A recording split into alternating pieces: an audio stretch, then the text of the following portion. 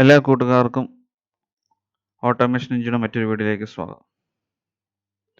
ഇന്ന് നമ്മൾ ഈ വീഡിയോയിൽ നോക്കാൻ പോകുന്നു ന്യൂമാൻ റിപ്പോർട്ടർ HTML-extra എന്നുള്ള നോഡ് ലൈബ്രറി യൂസ് ചെയ്ത് എങ്ങനെ നമ്മുടെ സിസ്റ്റത്തിൽ ഒരു ഡീറ്റെയിൽഡ് ആയിട്ടുള്ള HTML റിപ്പോർട്ട് നമ്മൾ കളക്ഷൻ കമാൻഡ് പ്രോമ്പ്റ്റിൽ റൺ ചെയ്ത് കഴിയുമ്പോൾ ജനറേറ്റ് ചെയ്യാൻ പറ്റുമെന്നുള്ളതാണ് നോക്കാൻ പോകുന്നത്. കഴിഞ്ഞ വീഡിയോയിൽ നമ്മൾ ന്യൂമാൻ യൂസ് ചെയ്ത് നമ്മുടെ കളക്ഷൻ കമാൻഡ് പ്രോമ്പ്റ്റിൽ കൂടെ റൺ ചെയ്തിരുന്നു. അപ്പോൾ റിസൾട്ട്സിൻ്റെ ഡീറ്റെയിൽസ് കമാൻഡ് പ്രോമ്പ്റ്റിൽ തന്നെ ഡിസ്പ്ലേ ചെയ്യുകയാണ് ചെയ്തത്. ഒരു ഡീറ്റെയിൽഡ് ആയിട്ടുള്ള HTML റിപ്പോർട്ട് ജനറേറ്റ് ചെയ്യാൻ ന്യൂമാൻ കൊണ്ട് സാധിക്കുകയില്ല. അപ്പം ആ ഒരു പരിമിതി കുറയ്ക്കാൻ വേണ്ടി ന്യൂമാൻ റിപ്പോർട്ട് HTML-extra എന്നുള്ള ലൈബ്രറി യൂസ് ചെയ്ത് നമ്മൾ കളക്ഷൻ കമാൻഡ് പ്രോമ്പ്റ്റിൽ കൂടെ റൺ ചെയ്യാൻ പോകുന്നു. അപ്പോൾ ഇതിന് ഈ ഒരു ലൈബ്രറി ഇൻസ്റ്റാൾ ചെയ്യണമെന്നുണ്ടെങ്കിൽ നമ്മുടെ സിസ്റ്റത്തിൽ നോഡ് വേർഷൻ ഡൗൺലോഡ് ചെയ്തിരിക്കണം. നോഡ് ഉണ്ടെങ്കിൽ മാത്രമേ ഈ ലൈബ്രറി നമുക്ക് ഇൻസ്റ്റാൾ ചെയ്യാൻ പറ്റുള്ളൂ. ഇതെങ്ങനെയാണ് ഇൻസ്റ്റാൾ ചെയ്യേണ്ടതെന്നുള്ളതും എങ്ങനെ നമുക്ക് collection Newman report HTML-extra use ചെയ്ത് റൺ ചെയ്യാമെന്നുള്ള സകല ഡീറ്റെയിൽസും ഈ ഒരു ലിങ്കിനകത്ത് ഉണ്ട്. ഈ ലിങ്ക് ഞാൻ വീഡിയോ ഡിസ്ക്രിപ്ഷനിൽ ഇടുന്നതായിരിക്കും. അതുപോലെ തന്നെ ഞാൻ ഈ വീഡിയോയിൽ യൂസ് ചെയ്യാൻ പോകുന്ന കളക്ഷൻ്റെ ഡീറ്റെയിൽസും കൂടി ഞാനിപ്പോൾ പറയുകയാണ്. പോസ്റ്റ്മാനകത്ത് JS സെർവർ കളക്ഷനുള്ള പോസ്റ്റ്മാനിലെ ഈ ഒരു കളക്ഷനാണ് ഞാൻ യൂസ് ചെയ്യുന്നത്. ഈ കളക്ഷനകത്തുള്ള 2 ഫോൾഡർ CRUD-ഉം DDT ആണ്. അതിന് മൊത്തം 5 റിക്വസ്റ്റ് ഉണ്ട്. അപ്പോൾ ഇത് ഈ ക്രിയേറ്റ് പോസ്റ്റ് DDT എന്നുള്ള ഡാറ്റ ഡ്രൈവൺ ടെസ്റ്റിങ്ങിന് വേണ്ടിയാണ്. അപ്പം മൊത്തത്തിൽ ഇത് 2 തവണ എക്സിക്യൂട്ട് ആവും. പിന്നെ ഈ CRUD എന്നുള്ള ഫോൾഡറിനകത്തെ ഈ ഡിലീറ്റ് പോസ്റ്റ് എന്നുള്ള റിക്വസ്റ്റിനകത്ത് ഞാനൊരു ഇൻറ്റൻഷ്യലി ഒരു ടെസ്റ്റ് കേസ് ഫെയിൽ ചെയ്തിട്ടുണ്ട്. അത് നമ്മുടെ HTML റിപ്പോർട്ടിനകത്ത് ഫെയിൽഡ് ടെസ്റ്റ് കേസ് എങ്ങനെ ഡിസ്പ്ലേ ചെയ്യുന്നത് കാണിക്കാൻ വേണ്ടിയാണ്. അപ്പം ഈ ഒരു കളക്ഷനും പിന്നെ ഞാൻ യൂസ് ചെയ്യാൻ പോകുന്ന എൻവയൺമെൻറ്റ് JSON സെർവർ കളക്ഷൻ എന്നുള്ള ഈ ഒരു എൻവയൺമെൻ്റ് ആണ്. അപ്പം ഈ എൻവയൺമെൻറ്റും കളക്ഷനും ഞാൻ എൻ്റെ സിസ്റ്റത്തിലേക്ക് ഓൾറെഡി എക്സ്പോർട്ട് ചെയ്തിട്ടുണ്ട്. അപ്പോൾ ഈ ലൊക്കേഷനിൽ നിന്നായിരിക്കും ഞാൻ കളക്ഷൻ റൺ ചെയ്യാൻ പോകുന്നത്. പിന്നെ എൻ്റെ സിസ്റ്റത്തിൽ പിന്നെ നമുക്ക് ആ JSON സെർവർ സ്റ്റാർട്ട് ചെയ്യേണ്ടതായിട്ടുണ്ട്. അപ്പോൾ അതിൻ്റെ കമാൻഡ് കൂടി ഞാൻ കൊടുക്കുവാണ്. അപ്പോൾ സിസ്റ്റത്തിൽ JSON സെർവറും കൂടെ സ്റ്റാർട്ട് ചെയ്തിട്ടുണ്ട്. അപ്പോൾ എക്സിക്യൂട്ട് ചെയ്യുന്നതിന് മുമ്പ് സെർവർ സ്റ്റാർട്ട് ചെയ്യാൻ ആരും മറക്കരുത്. നമുക്ക് എങ്ങനെ എക്സിക്യൂട്ട് ചെയ്യാമെന്ന് നോക്കാം. നമുക്ക് ന്യൂമാൻ HTML-extra'യുടെ ഡോക്യുമെൻറ്റേഷനിലേക്ക് പോവാം. ഇതാണ് റിപ്പോർട്ടിൻ്റെ ഒരു എക്സാമ്പിൾ. നമുക്ക് ലൈറ്റ് വേർഷനായിട്ടും ഡാർക്ക് വേർഷനായിട്ടും ഒക്കെ നമുക്ക് UI മാറ്റാൻ പറ്റും. സകല details, request body details, response header, request header, സകല ഡീറ്റെയിൽസും ഈ ഒരു HTML റിപ്പോർട്ടിനകത്ത് കാണും. അപ്പം ആദ്യമേ ഈ ഒരു ലൈബ്രറി നമുക്ക് ഇൻസ്റ്റാൾ ചെയ്യാം. ഗ്ലോബലായിട്ട് ഇൻസ്റ്റാൾ ചെയ്യാൻ വേണ്ടിയുള്ള കമാൻഡ് ഇതാണ്.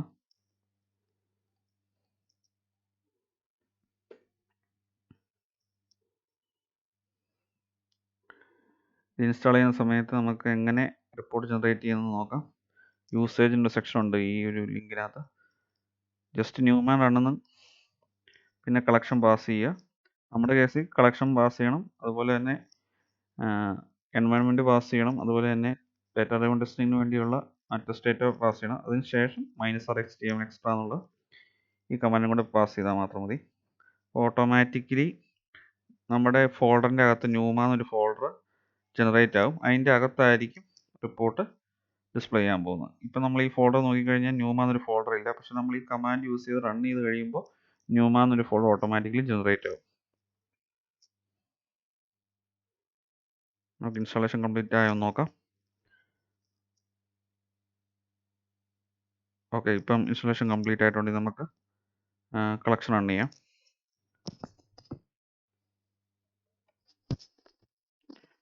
ന്യൂമാൻ റൺ, അതിനുശേഷം കളക്ഷൻ സ്പെസിഫൈ ചെയ്യുക. ടാബ് ബട്ടണിൽ ക്ലിക്ക് ചെയ്യുക. കളക്ഷൻ സ്പെസിഫൈ ചെയ്തു. ഇനി നമുക്ക് എൻവയൺമെൻറ്റ് പാസ് ചെയ്യേണ്ടതായിട്ടുണ്ട്. അതിനുവേണ്ടി നമ്മൾ യൂസ് ചെയ്യുന്ന ഫ്ലാഗ് -c എന്നുള്ള ഫ്ലാഗാണ്. ഇനി എൻവയൺമെൻറ്റ് സ്പെസിഫൈ ചെയ്യാം. എൻവയൺമെൻറ്റ് സ്പെസിഫൈ ചെയ്തു. ഇനി നമുക്ക് ടെസ്റ്റ് ഡേറ്റ സ്പെസിഫൈ ചെയ്യാം. -d എന്നുള്ള ഫ്ലാഗ് പാസ് ചെയ്ത ശേഷം നമുക്ക് ടെസ്റ്റ് ഡേറ്റ സ്പെസിഫൈ ചെയ്യാം. ടെസ്റ്റ് ഡേറ്റ സ്പെസിഫൈ ചെയ്തു. അതിനുശേഷം നമുക്ക് യൂസ് ചെയ്യേണ്ട കമാൻഡ് -r HTML-extra എന്നുള്ളതാണ്. നമുക്ക് കോപ്പി ചെയ്യാം. അതിനുശേഷം പേസ്റ്റ് ചെയ്യുന്നു. അതിനുശേഷം എൻ്റർ ബട്ടണിൽ ക്ലിക്ക് ചെയ്യുന്നു.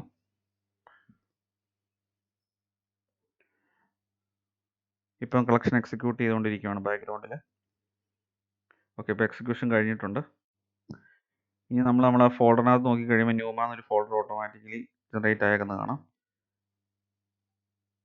ന്യൂമാ എന്നൊരു ഫോൾഡർ ഓട്ടോമാറ്റിക്കലി ക്രിയേറ്റ് ആയിട്ടുണ്ട്.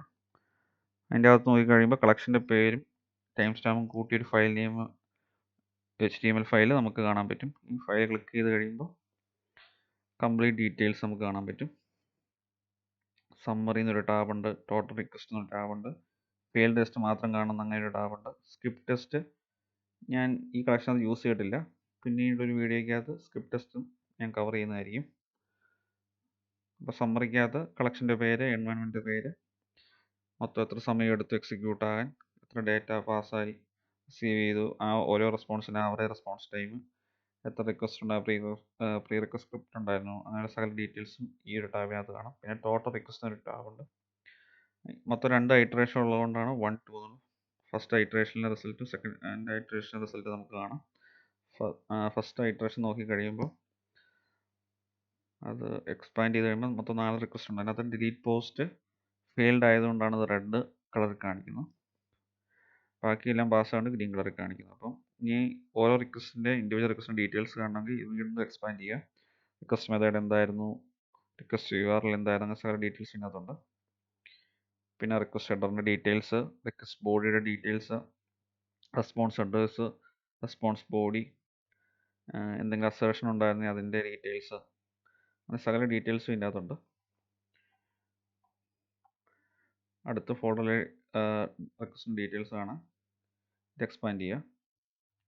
അപ്പോൾ അതിൻ്റെ അകത്തും സകല ഡീറ്റെയിൽസും ആ റിക്വസ്റ്റുമായിട്ട് ബന്ധപ്പെട്ട സകല ഡീറ്റെയിൽസിൻ്റെ അകത്ത് കാണാം. പിന്നെ ഫെയിൽഡ് ടെസ്റ്റ് മാത്രം കാണണമെങ്കിൽ ഈ ടാബ് ക്ലിക്ക് ചെയ്താൽ മതി. അപ്പോൾ ഫെയിൽഡ് ആയ ടെസ്റ്റിൻ്റെ ഡീറ്റെയിൽസ് നമുക്ക് കാണാം. എന്തുകൊണ്ടാണ് ഫെയിൽഡ് ആയത്, നമ്മൾ എക്സ്പെക്ട് ചെയ്തിരുന്നത് 204 ആണ്, പക്ഷേ കിട്ടിയത് 200 ആണ്. ഇത് നമ്മൾ ഇൻറ്റൻഷ്യലി ഈ ഒരു ടാബിനകത്ത് ഡാറ്റ വരാൻ വേണ്ടി ഇൻറ്റൻഷ്യലി ഫെയിൽ ചെയ്തതാണ്. അപ്പം ഇത്രയും ഡീറ്റെയിൽസ് നമുക്ക് കാണാൻ പറ്റും. പിന്നെ ഇത് ഡാർക്ക് മോഡിലേക്ക് മാറ്റാൻ പറ്റും, സകല ഡീറ്റെയിൽസ് അപ്പം ഈ ഒരു HTML റിപ്പോർട്ടിനകത്ത് കാണാൻ പറ്റും. മുമ്പേ യൂസ് ചെയ്ത ആ ഒരു കമാൻഡ് യൂസ് ചെയ്ത് വീണ്ടും നമ്മൾ റൺ ചെയ്താൽ ഓരോ തവണയും പുതിയ പുതിയ ഫയലായിരിക്കും ക്രിയേറ്റ് ആകുന്നത്. ഓവർ റൈഡിങ് സംഭവിക്കില്ല. ഞാൻ ഒന്നുകൂടെ എക്സിക്യൂട്ട് ചെയ്യുന്ന കാണിച്ചു തരാം. വീണ്ടും ഞാൻ അതേ കമാൻഡ് യൂസ് ചെയ്ത് കളക്ഷൻ എക്സിക്യൂട്ട് ചെയ്തിരിക്കുകയാണ്. എക്സിക്യൂഷൻ കംപ്ലീറ്റ് ആയിട്ടുണ്ട്. ഇപ്പം വീണ്ടും ഒരു പുതിയ ഫയൽ ക്രിയേറ്റ് ആയേക്കുന്നത് നമുക്ക് കാണാം. ഡേറ്റ് മോഡിഫയർ, പുതിയ ഫയലാണ് ഓരോ തവണയും നമുക്ക് ഓട്ടോമാറ്റിക്കലി ജനറേറ്റ് ആകാൻ പോകും നമ്മുടെ സിസ്റ്റത്തിൽ. ഇനി നമുക്കൊരു പർട്ടിക്കുലർ ലൊക്കേഷനിൽ നമുക്ക് ഒരു റിപ്പോർട്ട് ജനറേറ്റ് ചെയ്യണമെന്നുണ്ടെങ്കിൽ അതിനുള്ള കമാൻഡ് ഈ ഡോക്യുമെൻറ്റേഷനിൽ കൊടുത്തിട്ടുണ്ട്. അതിനുവേണ്ടി നമ്മൾ യൂസ് ചെയ്യേണ്ട command specify a path where the output HTML file will be written to disk. അതായത് നമ്മൾ മുമ്പ് യൂസ് ചെയ്ത കമാൻഡിൻ്റെ കൂടെ ജസ്റ്റ് ഇത്രയും ഭാഗം കൂടെ കോപ്പി പേസ്റ്റ് ചെയ്താൽ മാത്രം മതി. അപ്പോൾ നമ്മുടെ സിസ്റ്റത്തിൽ നമ്മുടെ ആ റൺ ചെയ്യുന്ന ഫോൾഡറിൻ്റെ അകത്ത് ഒരു പുതിയ റിസൾട്ട്സ് ഒരു ഫോൾഡറും കൂടെ ക്രിയേറ്റ് ആകും. അതിൻ്റെ അകത്ത് report.html ഒരു ഫയലായിരിക്കും. ഫയലിനകത്തായിരിക്കും റിപ്പോർട്ടിൻ്റെ പേര്. അപ്പോൾ അതും കൂടെ നമുക്ക് യൂസ് ചെയ്ത് നമുക്ക് എക്സിക്യൂട്ട് ചെയ്ത് നോക്കാം.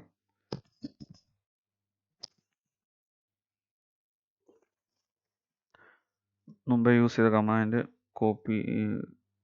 മുമ്പ് യൂസ് ചെയ്ത കമാൻഡ് തന്നെ നമ്മൾ ടാബ് ആരോ കീസ് യൂസ് ചെയ്ത് എടുത്തു. അതിന് ശേഷം പുതിയൊരു പാത്തിലേക്ക് ജനറേറ്റ് ചെയ്യേണ്ട ആ ഒരു സെക്ഷൻ കൂടെ കോപ്പി പേസ്റ്റ് ചെയ്തതിന് ശേഷം എക്സിക്യൂട്ട് ചെയ്യുവാണ്. ഇത് എക്സിക്യൂട്ട് ചെയ്ത ശേഷം ഇവിടെ നോക്കിക്കഴിയുമ്പോൾ റിസൾട്ട്സ് ഈ ഫോൾഡറിനകത്ത് റിസൾട്ട്സിൻ്റെ ഒരു ഫോൾഡറും കൂടെ ക്രിയേറ്റ് ആകാൻ നമുക്ക് കാണാൻ പറ്റും.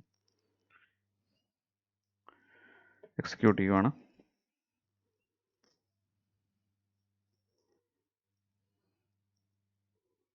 എക്സിക്യൂഷൻ കംപ്ലീറ്റ് ആയിട്ടുണ്ട്. നമുക്ക് റിസൾട്ട് നോക്കാം. റിസൾട്ട് ഫോൾഡർ ഓട്ടോമാറ്റിക്കലി ജനറേറ്റ് ആയിട്ടുണ്ട്. അതിൻ്റെ അകത്ത് റിപ്പോർട്ട് വന്നിട്ടുണ്ട്. ന്യൂമാൻ സമ്മറി റിപ്പോർട്ട് എന്നുള്ള പേരിലാണ് ടാബ് നെയിം വരാൻ പോകുന്നു. ഇനി നമുക്ക് ടാബ് നെയിം അല്ല, വാസ്തവത്തിൽ ഇത് ടൈറ്റിലാണ്.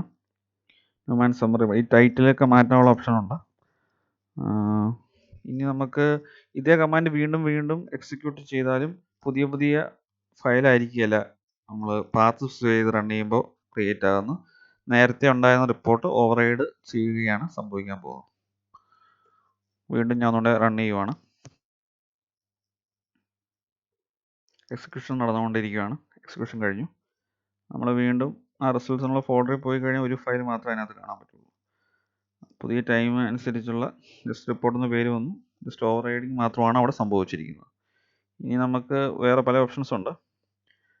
നമുക്ക് കസ്റ്റം ടെംപ്ലേറ്റ് യൂസ് ചെയ്യാൻ പറ്റും. ഫെയിൽഡ് ആയിട്ടുള്ള കേസസ് മാത്രം കാണണമെങ്കിൽ ഈ ഒരു ഫ്ലാഗ് പാസ് ചെയ്യുക. പിന്നെ റിപ്പോർട്ടിൻ്റെ ടൈറ്റിലിൻ്റെ പേര് മാറ്റണമെങ്കിൽ ഈ ഒരു ഫ്ലാഗ് പാസ് ചെയ്യുക. സകല ഡീറ്റെയിൽസ് ഇതിനകത്ത് കൊടുത്തിട്ടുണ്ട്. അപ്പോൾ ഈ ഒരു ഫയൽ, ഈ ഒരു ലിങ്ക് കംപ്ലീറ്റ്ലി എല്ലാ ഓപ്ഷൻസും ട്രൈ ചെയ്ത് നോക്കുക. അപ്പോൾ കുറച്ച് കൂടുതൽ ഐഡിയ കിട്ടും. അപ്പം എങ്ങനെയാണ് ഒരു detailed HTML report Newman HTML-extra എന്നുള്ള ലൈബ്രറി യൂസ് ചെയ്ത് ജനറേറ്റ് ചെയ്യുന്നത് എങ്ങനെയാണെന്നുള്ളത് മനസ്സിലായെന്ന് ഞാൻ വിശ്വസിക്കുന്നു. പ്രീറെക്വസൈറ്റ് ആയിട്ട് നമ്മുടെ സിസ്റ്റത്തിൽ Node.js ഉണ്ടെന്ന് ഉറപ്പ് വരുത്തുക. അതുണ്ടെങ്കിൽ മാത്രമേ നമുക്ക് ഈ ലൈബ്രറി ഇൻസ്റ്റാൾ ചെയ്യാൻ പറ്റുള്ളൂ. അതിനുശേഷം ഈ ഒരു കമാൻഡ് യൂസ് ഇൻസ്റ്റാൾ ചെയ്ത ശേഷം ജസ്റ്റ് റൺ ചെയ്യുക. നമ്മുടെ ലോക്കൽ സെർവർ സ്റ്റാർട്ട് ചെയ്തിട്ട് മാത്രം എക്സിക്യൂട്ട് ചെയ്യുക. അപ്പോൾ ഈ വീഡിയോ എല്ലാവർക്കും ഉപയോഗപ്രദമായെന്ന് പ്രതീക്ഷിക്കുന്നു. ഈ വീഡിയോ ഇഷ്ടപ്പെട്ടെങ്കിൽ തീർച്ചയായും ചാനൽ സബ്സ്ക്രൈബ് ചെയ്യുക, ലൈക്ക് ചെയ്യുക, വീഡിയോ ലൈക്ക് ചെയ്യുക, ഷെയർ ചെയ്യുക, കമൻറ്റ് ചെയ്യുക. കൂടാതെ തൊട്ടടുത്ത് കാണുന്ന ബെല്ലൈക്കൺ കൂടെ ക്ലിക്ക് ചെയ്യുക. ബെല്ലൈക്കൺ ക്ലിക്ക് ചെയ്തെങ്കിൽ മാത്രമേ പുതിയൊരു വീഡിയോ റിലീസ് ചെയ്യുമ്പോൾ അതിൻ്റെ കറസ്പോണ്ടിങ് നോട്ടിഫിക്കേഷൻ നിങ്ങൾക്ക് കിട്ടുള്ളൂ. Thanks for watching.